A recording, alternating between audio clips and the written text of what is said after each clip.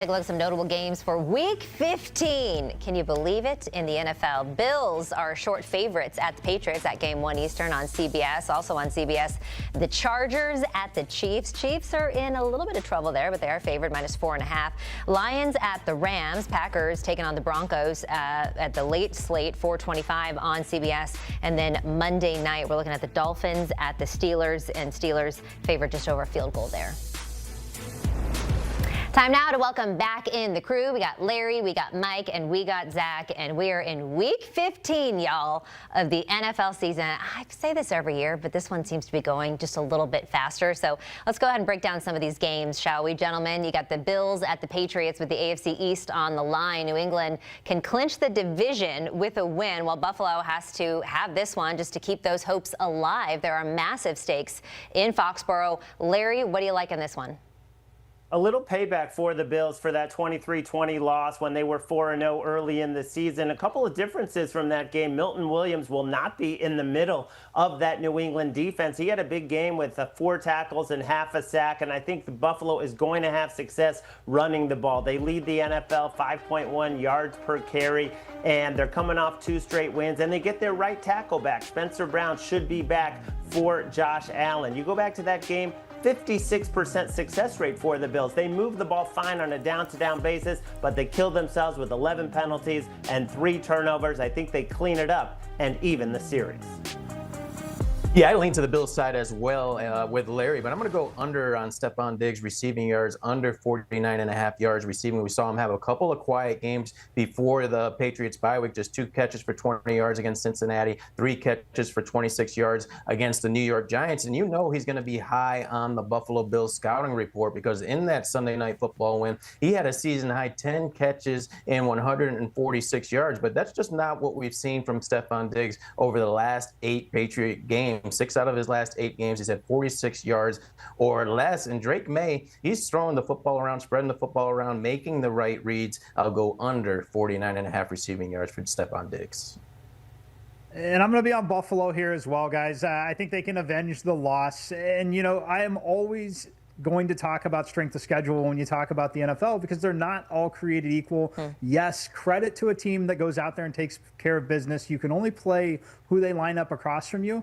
But listen to the schedule that these Patriots have played since that Buffalo win. They played the New Orleans Saints, the Tennessee Titans, the Cleveland Browns, the Falcons, the Bucks, the Jets, the Giants, and the Cincinnati Bengals. It is on paper the easiest schedule in the National Football League this year. I think this is a tough game. I think it's priced correctly where it's at, considering what we've seen from both of these teams on the field, both clearly playoff talent teams. But I like Josh Allen playing hero ball with a little motivation and a chance to go really capture something special in the AFC right now when you look across and see potentially Lamar Jackson and Patrick Mahomes on the outside of the playoffs. Just a huge opportunity for Buffalo, and I think they take advantage of it. Here's the thing. Let me ask you this, McClure. We just saw on the graphic there, the Bills are plus 390 to take the division. Right now, they're 2 games back of the Patriots in the AFC East, looking to make another comeback, which they have done before.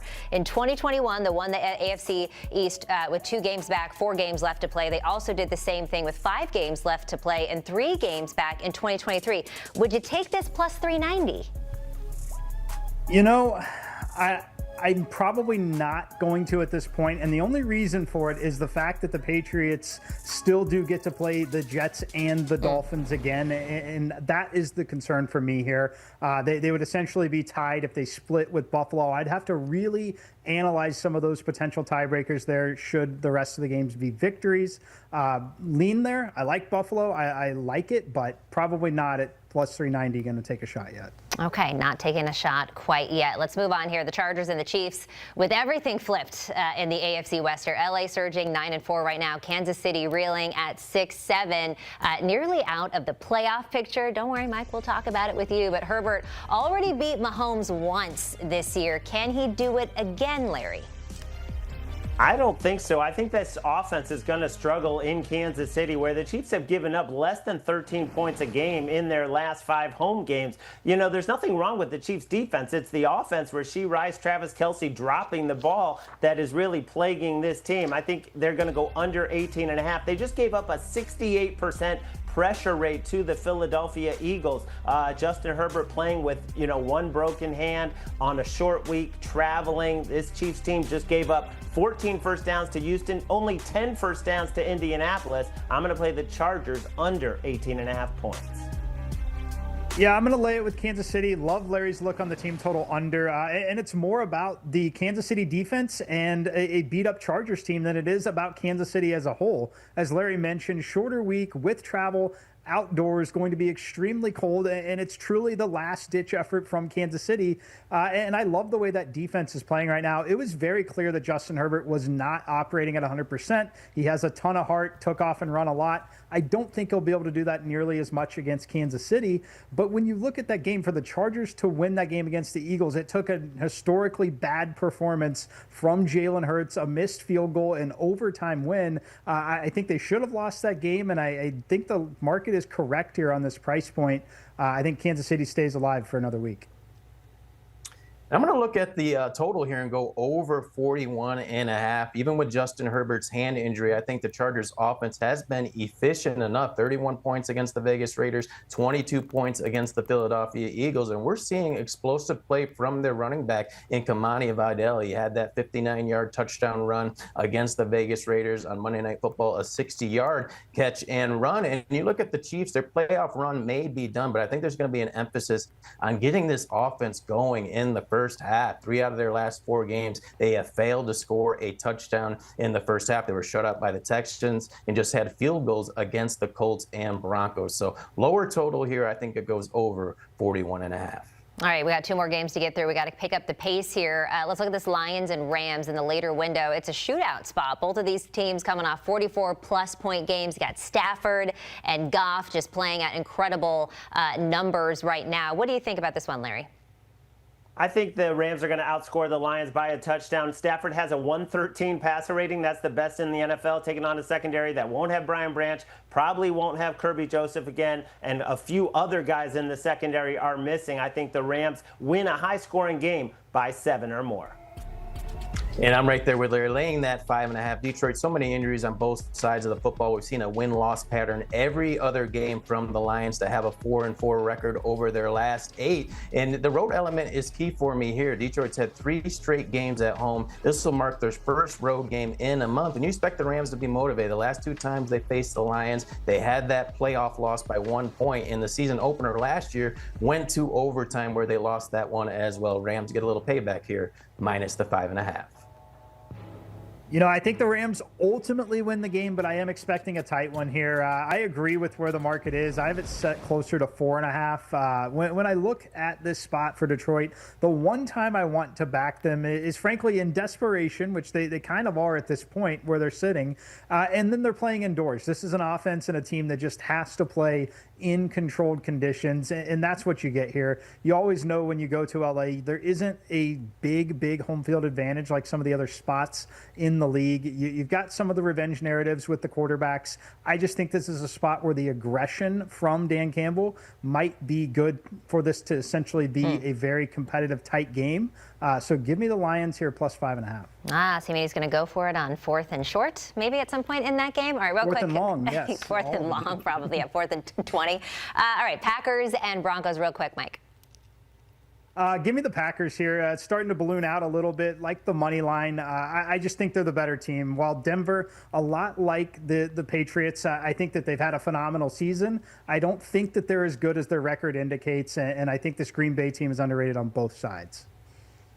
Yeah, I think this is going to be a universal play. I'm on the Packers side as well, minus 2.5. Even with Denver on a 10-game winning streak, you're seeing them be a home underdog here. And there's just the magic to Matt LaFleur in winning in December. 21-4 record since 2019. You could see the Packers offense open up with the return of Jaden Reed last week against the Chicago Bears. And you look at Bo Nix, Sean Payton's done a great job in masking his issues. He has not thrown more touchdowns than interceptions in a span of 5 games. So I believe the Packers defense takes advantage here, and they cover minus the 2.5. And getting those weapons back, Jordan Love has thrown 7 touchdowns against 1 interception in the last 2 weeks. Green Bay is looking like a legit Super Bowl contender at this point, whereas Denver, a very good team, having a very good season. I think they're going to be outclassed, and I'll play the Packers on the money line. All right, go Pack go, says our analyst. Big thanks to the three of you. Here's a look at what CBS has going on Sunday. Big game on the 1 o'clock slate, as we discussed. The Bills taking on the Patriots, and at 4:25, the Packers and the Broncos. All of these games on your screen will be live on CBS locally and streaming on Paramount+. And the Cincinnati Bengals taking on the Ravens this week with their playoff hopes fading. Since he's lost to Buffalo, dropped them to 4-9, and Baltimore not that much better at 6-7. So easy to say, both of them are desperate for wins. Now, in their division, the Steelers are the odds-on favorite, leading at a scorching hot 7-6. Ravens a game behind them. Cincy at the bottom with plus 1,700 odds to win.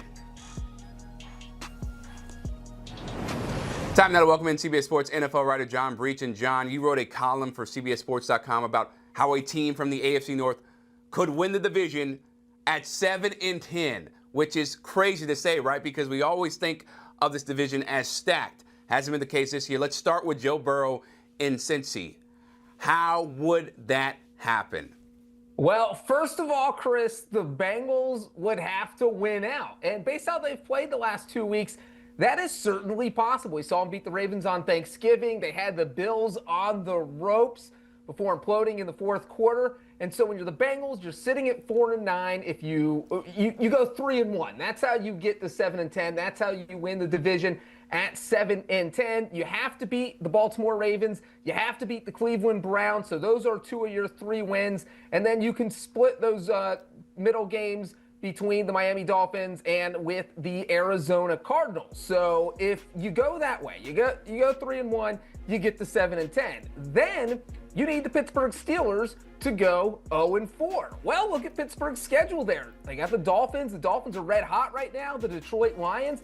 You got to go play Cleveland, one of the best defenses in football. And then you have a rematch with the Ravens. So that's certainly within the realm of possibility.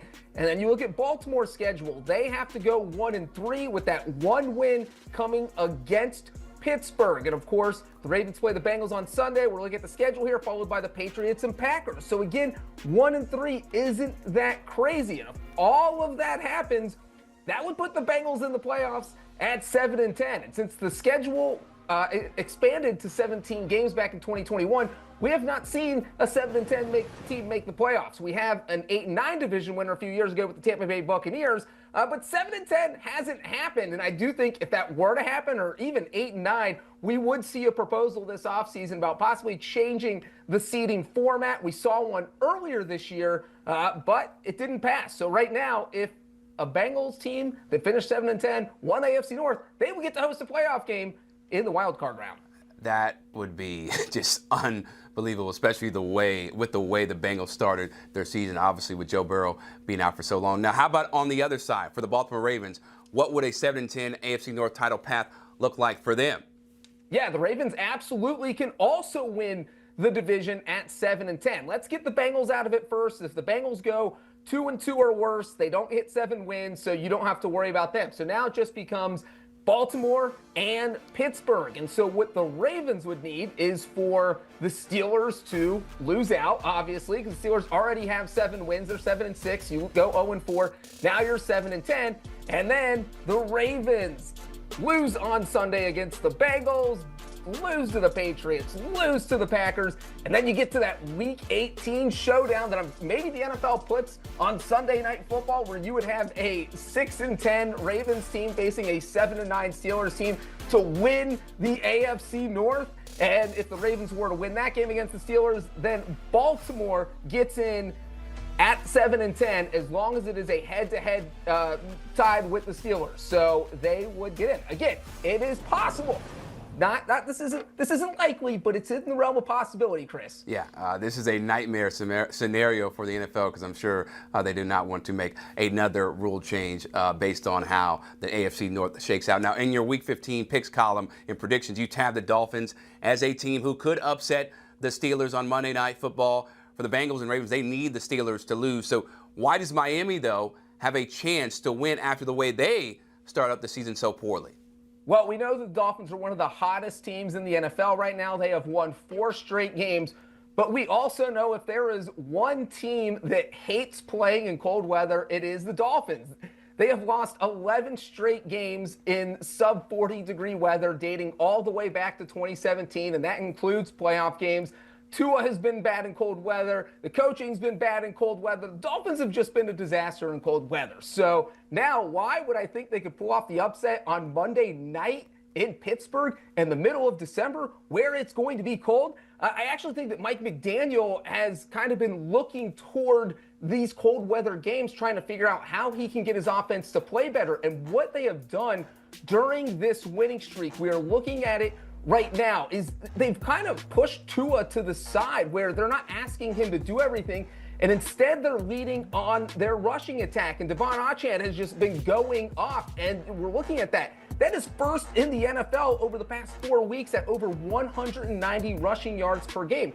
So you take that offense, that rushing attack that has been red hot, and they get to face a Steelers defense that has given up over 200 rushing yards per game over the past 2 weeks in 2 straight games. So teams have just been steamrolling them. We saw last week, TJ Watt said the Bills were just running the same play all game, just giving it to James Cook, and he was getting big chunks, and the Steelers couldn't stop it. So if the Dolphins could do something similar, they put up huge numbers, and if they get going on the ground, that is the path to their upset. You don't have to worry about the weather if you're running the ball well. I think Miami can do it, and I think they can pull off the upset, Chris. Yeah, this division is far from being decided. Going to be plenty of chaos down the stretch between these teams. Now, who ends up realistically, though, winning the division? Yeah, we went through the scenarios that say, hey, the Bengals could win it at 7-10. The Ravens could win it at 7-10. When it boils down to who I'm actually picking to win this division, I think it is going to be the Pittsburgh Steelers. I feel like they probably go 9-8. You look at their schedule, they have the Dolphins this week. They have the Detroit Lions in week 16. So 2 difficult games coming up. But as long as they beat the Browns in week 17 and they beat the Ravens in week 18, that feels like it will be enough to get them in. And if they slip up in one of those games, there's a very realistic scenario where 8-9 wins this division. I don't think that would be that shocking, but I do think it will end up being the Steelers. Maybe Mike Tomlin keeps his track record of finishing over 500 alive. Maybe he doesn't, but I think he would take 8-9 if that means the Steelers get in the playoffs. Oh, yeah, everybody would, right? Because you feel much more confident as a coach when you're playing in the postseason or coaching the postseason as opposed to watching the postseason. John Breach, always appreciate the insight, man. Thanks so much. So an absolutely loaded slate this Sunday on CBS. 2 10-game winning streaks are on the line as the Patriots